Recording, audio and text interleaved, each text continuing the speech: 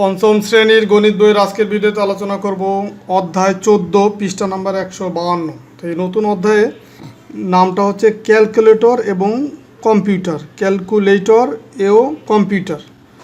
তো এখন ক্যালকুলেটর বা কম্পিউটার কি? ক্যালকুলেটর হচ্ছে তোমার গণনাকারী একটা যন্ত্র। যে ক্যালকুলেটরের ব্যবহার, ক্যালকুলেটর হলো সাধারণ গণনার জন্য হস্তচালিত একটি ইলেকট্রনিক যন্ত্র, হস্তচালিত ইলেকট্রনিক্স যন্ত্র যা একটি বৈদ্যুতিক ব্যাটারি দ্বারা চলে। ব্যবহারের উপর ভিত্তি করে বিভিন্ন রকমের ক্যালকুলেটর আছে। দৈনন্দিন জীবনে হিসাব নিকাশের সময় কমাতে ক্যালকুলেটরের ভূমিকা উল্লেখযোগ্য। মানে আমরা যে যোগ বিয়োগ গুণ ভাগ এগুলো কিন্তু খুব সহজেই ক্যালকুলেটরের সাহায্যে করতে পারি।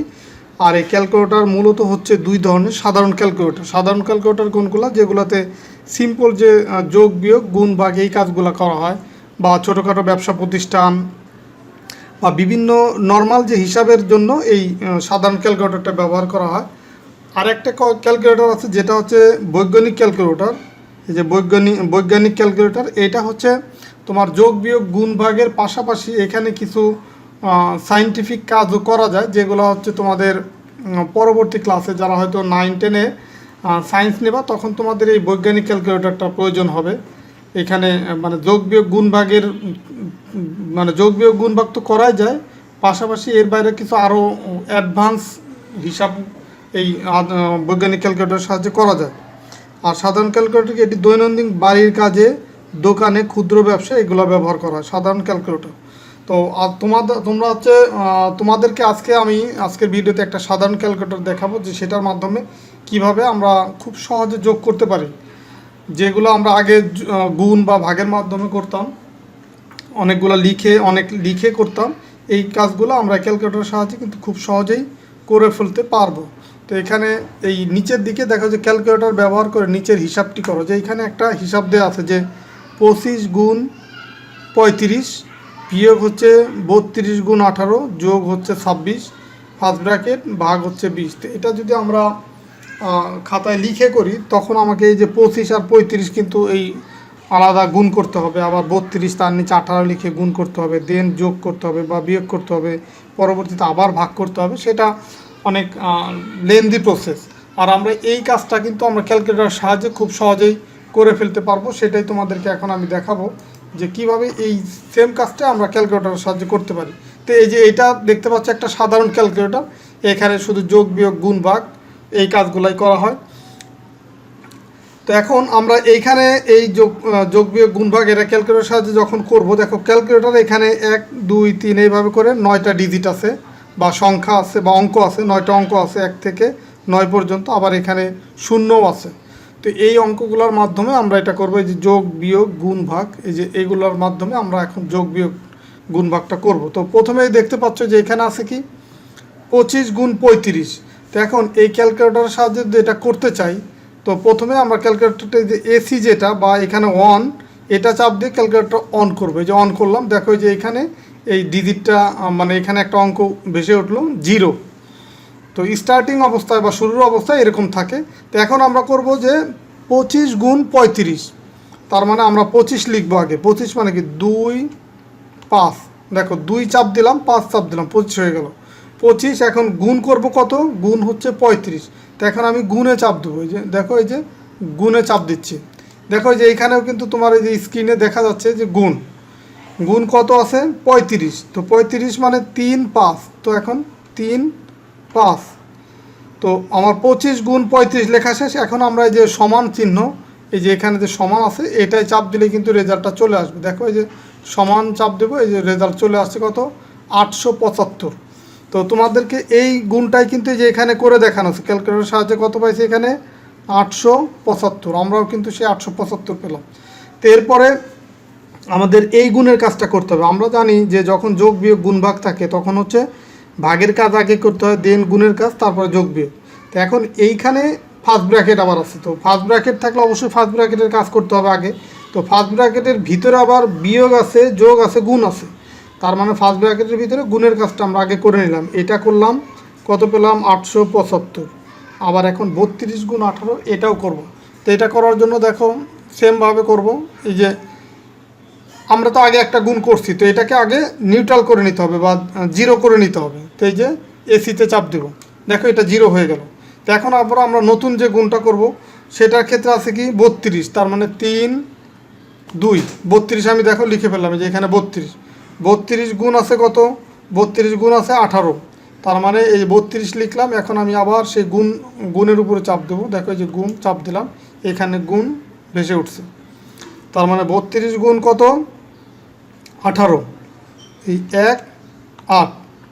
এখন আবার আগের মতো আমরা এই যে সমান চাপ দিলে এই মানটা পেয়ে যাবো যে 32 গুণ 18 কত, এই সমান চাপ দিলাম 576 পেয়ে গেলাম। দেখো এখানেও কিন্তু এটা এই যে 32 গুণ 18 এই 576 পেলাম।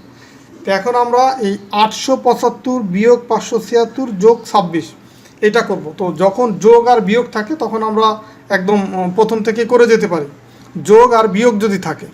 তো দেখো এখন তাহলে আমরা যোগ বিয়োগ সিরিয়ালি করে যাব, তার মানে যে 875 বিয়োগ হচ্ছে কত 576, তার মানে আমি আবার সেই নিউট্রাল করে নেব এটা, এই যে এসি চাপ দিয়ে 0 নিয়ে আসলাম। এখন কত 875, 8 7 5, দেখো এখানে উঠলো কত 875।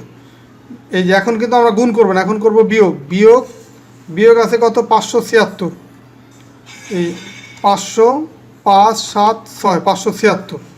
দেখো এই যে 875 এই দুইটার গুণফল বিয়োগ হচ্ছে এই দুইটার গুণফল হচ্ছে 576, এরপরে আবার আছে কত যোগ 26।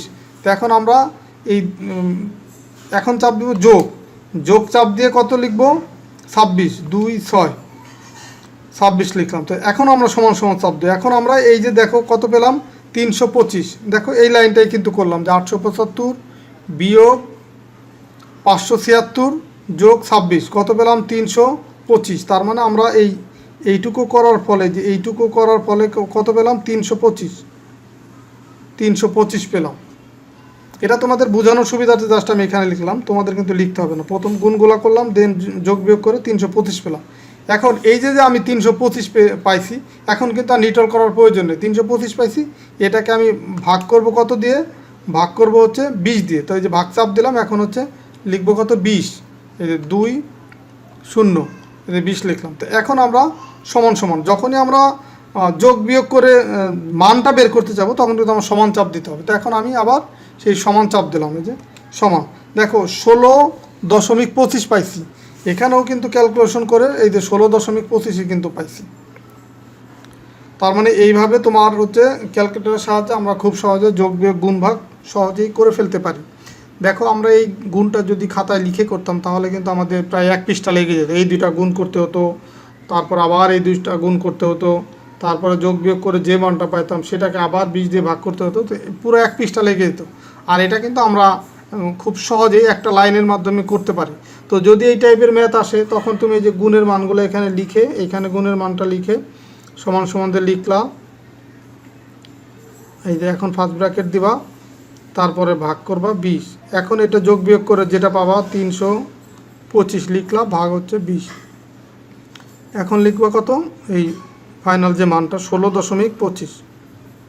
তো দেখো এই যে 2-3 লাইনে কিন্তু আমরা করে ফেললাম, অথবা তুমি চাইলে কিন্তু এক লাইনেও করে ফেলতে পারো। এটা যে এটা গুণ করে তুমি এক রাফ লিখলা এই মানটা, এটা গুণ করে রাফ লিখলা এই মানটা, দেন যোগ বিয়োগ করে ওটাকে ডিরেক্ট 20 দিয়ে ভাগ করে এক লাইনেই কিন্তু আমরা এখানেও লিখে দিতে পারি কত 16.25। যেহেতু এটা ক্যালকুলেটর সাহায্যে বের করতে বলছে তাহলে কিন্তু আমরা খুব সহজে এইভাবে করে ফেলতে পারি। তা আশা করি আজকের ভিডিওর মাধ্যমে তোমাদের এই 14 অধ্যায়ের ক্যালকুলেটর ও কম্পিউটার এই চ্যাপ্টারের যে প্রথম পৃষ্ঠা 152 পৃষ্ঠা যা ছিল সেগুলো তোমরা বুঝতে পারছো। আর ক্যালকুলেটরের ব্যবহার তোমরা আশা করি আস্তে আস্তে শিখে ফেলবা। তো আবার একটু বলে দিচ্ছি, এই যে দেখো একটা সাধারণ ক্যালকুলেটর, এটা এসি বা অন লেখা থাকবে, সেইখান থেকে তোমাকে শুরু করতে হবে। এটা এসি বা অন চাপ দিয়ে এটাকে আমরা অন করব, অন করার পরে দেন এখন এই যে মানে যোগ বিয়োগ গুণ ভাগ করব। দেখো এই যে সহজ একটা গুণ দেখায়, ধরো এই 12 লিখলাম, 12 তোমার যোগ হচ্ছে লিখলাম হচ্ছে 8। দেখো খুব সহজে হয়ে গেলে কত 12 যোগ 8 সমান হচ্ছে 20। তো এইভাবে করে তোমরা এগুলো প্র্যাকটিস করবা একটু, এই ছোটোখাটো ক্যালকুলেটর বা সাধারণ যে ক্যালকুলেটর এগুলো নিজেরা বাসায় প্র্যাকটিস করবা, তাহলে দেখবা যে খুব সহজেই শিখে ফেলছো। তো ঠিক আছে, সবাই ভালো থাকো, সুস্থ থাকো। আমরা পরবর্তী ভিডিওতে ক্যালকুলেটরের সাহায্যে আরও কিছু ম্যাথ কীভাবে সহজে করা যায় এইভাবে সেটা আমরা দেখাবো। তো ঠিক আছে, ততক্ষণ তোমরা ভালো থাকো, সুস্থ থাকো, আল্লাহ হাফেজ।